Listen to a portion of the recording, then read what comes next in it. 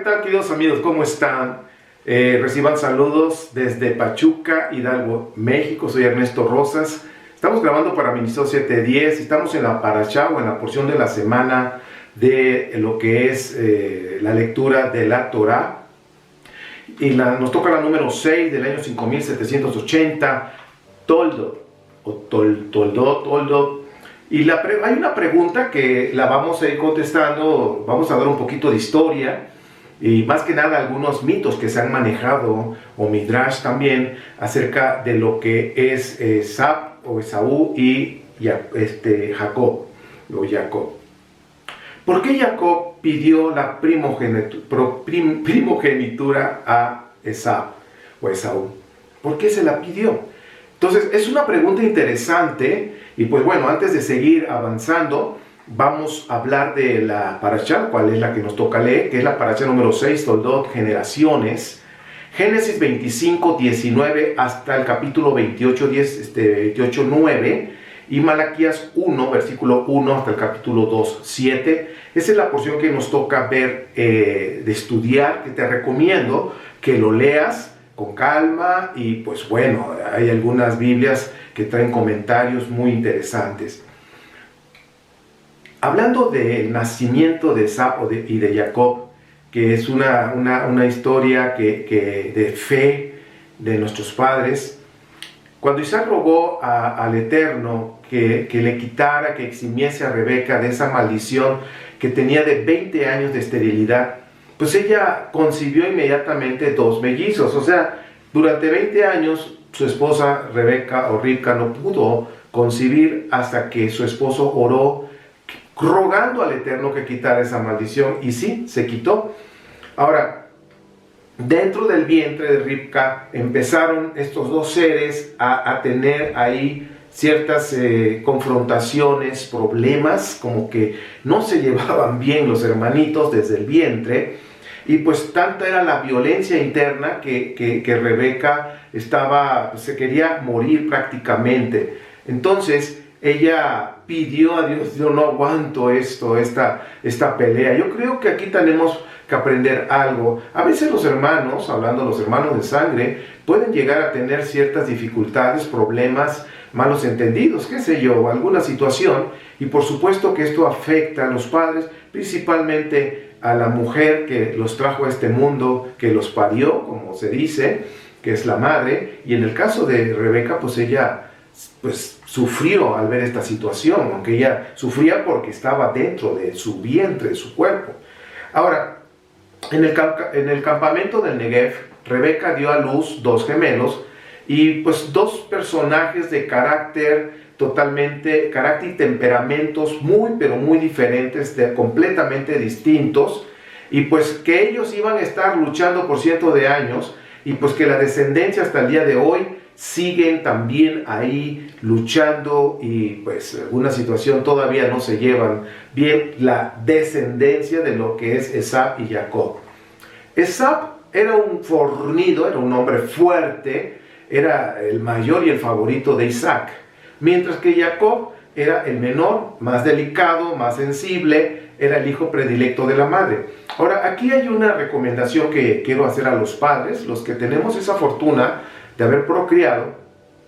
Debemos tener mucho cuidado con nuestros hijos. No es sabio que tengamos favoritos, que la mamá tenga un favorito y el papá tenga un favorito.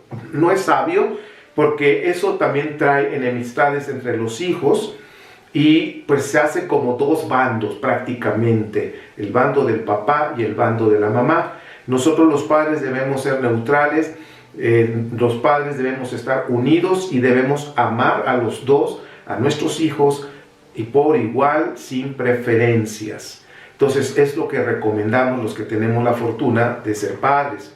Bueno, algunos dicen también que el color del cabello de Esab, que era velludo, pues era pelirrojo. Es una de las ahora sí que tradiciones que se manejan, y pues significa que ese color, eso es tu midrash, es una manera de interpretar, que tenía inclinaciones sanguinarias por el color de su cabello. Y Jacob fue concebido antes que él, de acuerdo a este midrash. dice, si tú en un frasco largo, completamente largo, que tiene la entrada perfecta de lo que es una perla, entonces dice, cuando tú metes la primer perla, va a ser, y luego metes la segunda perla, ¿cuál va a salir primero? Pues va a salir la segunda, porque no hay espacio nada más que para una, y la primera que entró va a ser la última que salió. Bajo ese pensamiento, más bajo esa hipótesis, se piensa entonces que Jacob fue concebido en primer lugar antes que Esaú. Ahora, siempre que Rebeca pasaba, cuando estaba embarazada, siempre que Rebeca pasaba por delante de algún templo cananeo y pues inmediatamente Esaú empezaba a moverse como que quería salir y entrar a ese templo cananeo. Entonces, sin embargo, cuando Rebeca pasaba por una casa de oración, le llaman casa de oración justa, Jacob se movía y quería salir como querer estar también en ese lugar.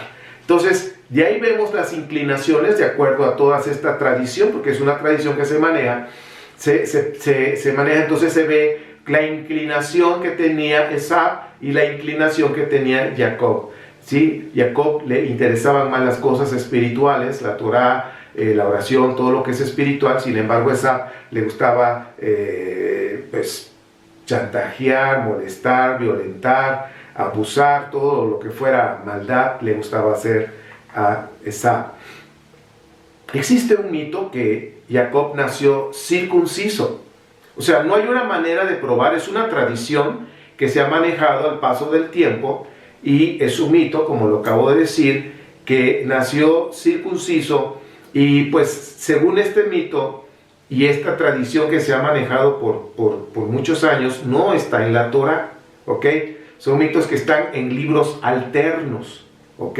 En bibliografía o en escrituras alternas. Esto es importante que lo sepas, porque a veces personas me dicen, si no está en la Torá, no lo creo. Ok, está bien tu principio, pero debes de reconocer o entender o comprender que hay libros alternos, escrituras alternas, que ahora sí que han pasado por generaciones y toda esa información tradicional se ha pasado y es lo que te estoy complementando. Al final te daré la bibliografía donde tú puedes corroborar todo esto. Entonces existe el mito de que Jacob nació circunciso. No se habla de Esaú, solamente de Jacob. Entonces hay 12 personajes, de acuerdo a esta tradición que ha pasado por años, que nacieron circuncisos. Por ejemplo, bueno, el caso de Adán no es que nació, aunque hay una interpretación que la madre tierra, según esto, de acuerdo que de las tradiciones antiguas, Asherah, que es la madre tierra, dio a luz a Adán, ¿sí? ¿Por qué? Porque fue de la tierra, fue hecho de la tierra. Recuerden, es una tradición mitológica que se ha manejado. Ahora, entonces, Adán, Set, Enoch, Noé, Shem, Terah, Joseph o José, Moshe, Samuel, David, Isaías y Jeremías. Todos estos personajes que acabo de mencionar, que son 12, se piensan y los consideran 12 sádic, 12 santos, algunos lo llaman así, dependiendo de la denominación. Se ha manejado esta tradición que ellos nacieron circuncidados. ¿Okay? No hay una prueba que pueda verificarse esto, es una tradición que se ha manejado por años. Ahora, mientras Jacob estudiaba piadosamente la Torá, que se manejaba en aquellos tiempos que era algo oral, Esaú comenzó a frecuentar los templos cananeos y a realizar actos de violencia. Empezó a portarse mal y a hacer cosas no correctas. Entonces, se dice que toda esta información que te estoy compartiendo, Esaú, antes de cumplir los 20 años de edad, ya había cometido delitos de homicidio, violación, robo, y se piensa que también tuvo algunas relaciones homosexuales, aunque no era homosexual, pero llegó a tener relaciones homosexuales. Entonces, ahora sí, relaciones sexuales con hombres. Recordemos que había ciertas costumbres en el antiguo, ahora sí que en el antiguo Medio Oriente. Ahora, otra lucha también que nos hablan las escrituras de estos hermanitos, hay otros hermanitos también mellizos que que habla de Pérez y Serach, en Génesis 38, 27 al 30. Aquí, pues, Judá los engendró con su nuera Tamar. Recordemos la historia, que Tamar pues, estaba esperando que su último cuñado pudiera casarse con ella y pudiera procrear, dejar descendencia para su hermano. Pero pues ya Judá no quiso, porque se habían muerto los demás. Tú sabes la historia, léelo, Génesis 38, 27 al 30. Entonces se piensa, aunque no está registrado, no hay un registro que verifique toda esta información, se ha pensado que las guerras postnatales, o sea, después que nacieron estos mellizos, también tuvieron situaciones entre ellos dos en contra, y que fue a la larga también guerras entre ellos, aunque no han sido registradas. Entonces Pérez y Serach, hijos de Judá a través de Tamar. Ahora, estos dos casos que estoy hablando de mellizos hebreos, que estamos hablando de Esab y Jacob y los hijos de Judá, vemos también que hay otros paralelos, nos hablan o un análogo como el mito griego. Y hay una lucha entre Preto y Acrisio en el seno de la reina Aglaya. Y ese dice que fue un presagio, una rivalidad entre ellos, y pues es una historia que ha quedado en la mitología griega. ¿Ok? Si se dan cuenta, hay también de luchas entre hermanos. También los egipcios tienen una historia parecida, igual de luchas entre hermanos mellizos. También los de Babilonia, los de Sumeria, los acadios, o sea, todos tienen, de alguna manera, tienen una historia, un mito acerca de hermanos que pelean. En el judaísmo consideran que la Torá que recibió Moshe en el monte Sinaí ya existía antes de la creación. Ahora, recuerden esto. En los estudios que he estado compartiendo de Jeremías y su mensaje, que hasta este momento ya llevamos 4, si el Eterno me permite, veremos la 5ª parte y veremos más información muy importante para comprender las escrituras hebreas. Si ustedes recordarán, les mostré, les enseñé, porque eso ya está registrado, que lo que es los primeros 4 libros de la Torá fueron escritos durante el exilio, y al final del exilio se terminaron y se pusieron que fueron, ahora sí que se adjudicaron esas escrituras a Moshe. Eran costumbres antiguas, como lo que sucedió en el primer siglo. Por ejemplo, en el caso de Pablo, solamente escribió 7 cartas. Hay 7 cartas de su autoría. Por ejemplo, Timoteo,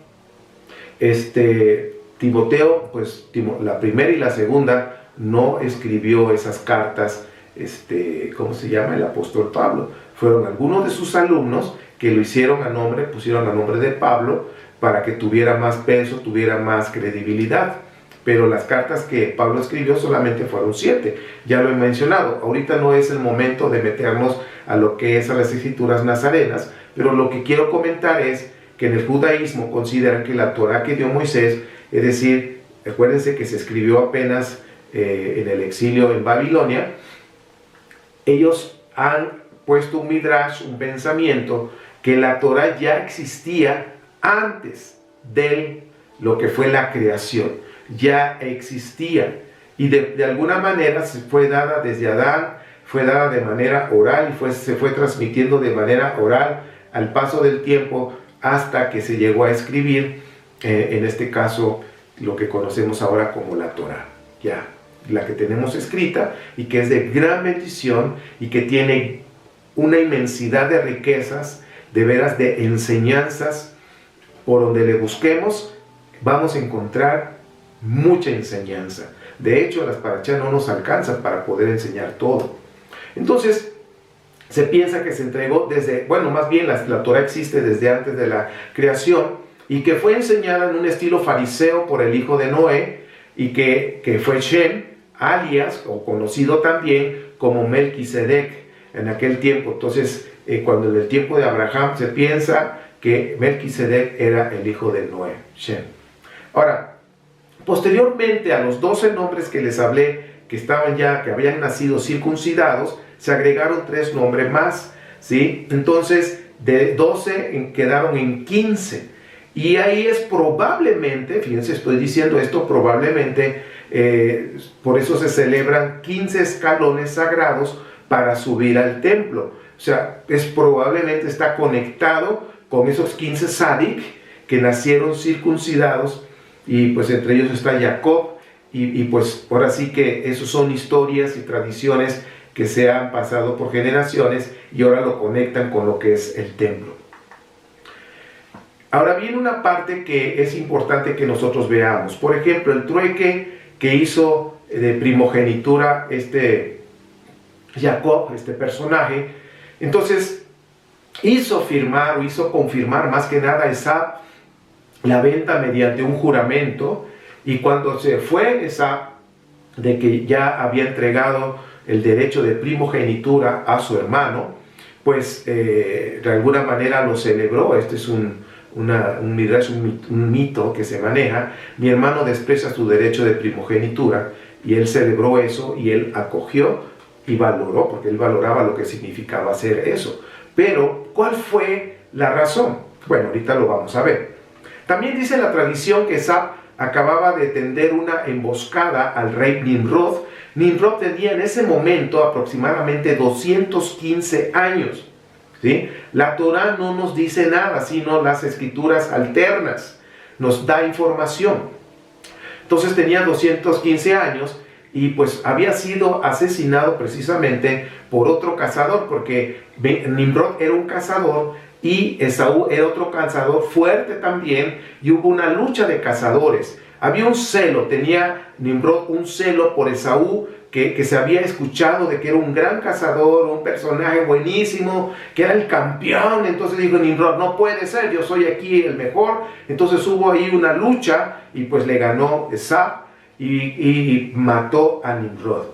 Entonces hay más información acerca de esto, pero a lo que yo voy es que regresó Esaú a su casa, y para ese momento había fallecido Abraham. Fue un tiempo, había un duelo, había dolor, y su padre Isaac estaba pues triste porque pues su padre había fallecido. Entonces se acostumbraba a hacer un guisado, en este caso fueron las lentejas, para el doliente, para la persona que estaba pasando un tiempo difícil, que en este caso era su padre. Entonces estaba Jacob preparando, era buen cocinero, tenía su toque y su sazón. Entonces llegó Esab muy cansado de haber peleado contra Nimrod. No fue una batalla fácil, peleó, ganó, llegó cansado, con mucha hambre por el desgaste físico, y le dijo a su hermano, oye, dame un plato, huele delicioso, quiero comer de ese guisado. Entonces, pues ya lo que conocemos, la historia del trueque, del negocio. Entonces, pues ahora sí que a Esaú no le importó entregar su primogenitura, él quería comer. Él se sentía el campeón de los cazadores y no le interesaba otra cosa. Entonces la pregunta está en el aire. ¿Por qué Jacob pidió la primogenitura? ¿Por qué? O sea, ¿qué lo motivó para decirle, ok, yo te voy a dar de mi guisado, que está delicioso, te lo recomiendo, pero quiero que me des tu primogenitura? ¿Qué fue lo que lo motivó? ¿Qué será? Ahorita te lo voy a decir.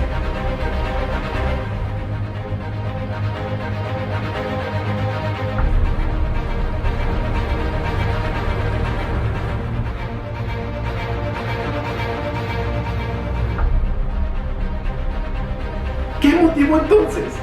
Bueno, la respuesta es esta, es muy sencillo. Quizás no lo habíamos visto de este punto de vista, pero fíjate, tiene mucho sentido. La pregunta fue, ¿por qué Jacob pidió la primogenitura?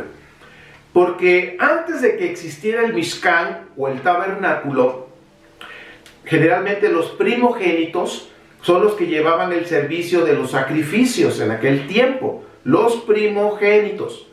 Entonces Jacob se preguntó a sí mismo, ¿acaso este malvado se presentará a ofrendar los sacrificios? Entonces Jacob sabía qué clase de hermanito tenía. Le sabía todas sus andadas, todas sus... era un malandrín, era malo, todas sus cosas malas que hacía, pecado, en fin. Entonces dice, ¿cómo va a ser posible que el primogénito vaya y haga los sacrificios al Eterno, siendo un hombre malvado.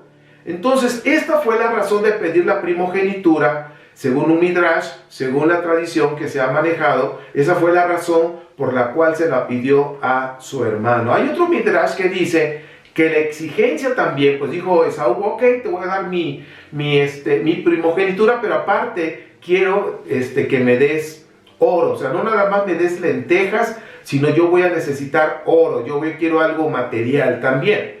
Entonces, eso llevó a que con el tiempo las generaciones, más ahora sí que pasando muchos cientos de años después, generaciones pidieran tributo a los israelitas, que pidieran en este caso, podemos decir, riquezas, oro. Entonces eso se cumplió a través de los abrumadores tributos del rey Herodes, que puso o impuso a sus súbditos, en este caso Israel en aquel tiempo. Entonces Herodes era un edomita, era de Edom, es decir, que venía de la línea de Esaú, de Esab. Entonces, mediante este hombre bastante, pues ahora sí que avaricioso, asesinó a Aristóbulo, el heredero Asmoneo, y se casó con, ahora sí que una boda forzada con la princesa asmonea llamada Mariamne. Se casó con ella a fuerzas y llegó a ser el rey de los judíos, y Augusto confirmó su título. Es decir, tenía gracia con los romanos, se llevaba bien y de alguna manera él quería quedar bien siempre con los romanos, entonces pues buscaba agradarlos.